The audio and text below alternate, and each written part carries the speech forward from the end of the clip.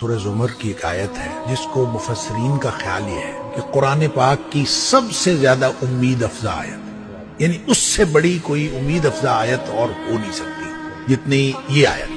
اور وہ کیا ہے؟ قُلْ يَا عِبَادِيَ الَّذِينَ أَسْرَفُوا عَلَىٰ أَنفُسِهِمْ، اے حبیب صلی اللہ علیہ وسلم میرے بندوں سے کہہ دیجئے جنہوں نے اپنی جانوں پر ظلم کیا۔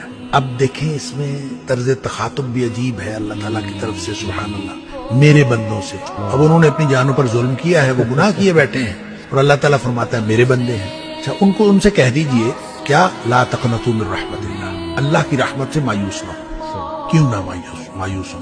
ان اللہ یغفر الذنوب جميعا، اللہ تعالیٰ سارے کے سارے گناہ معاف کر دے گا۔ کیوں معاف کر دے گا؟ انہ هو الغفور الرحیم، بے شک وہ ہے ہی بہت بخشنے والا اور ہمیشہ رحم کرنے والا۔ یہ اس کی اس لیے کر دے، کیوں کر دے گا؟ اس لیے کر دے گا کہ تمہیں ایک کام کرنا پڑے گا۔ وَأَنِيبُوا إِلَىٰ رَبِّكُمْ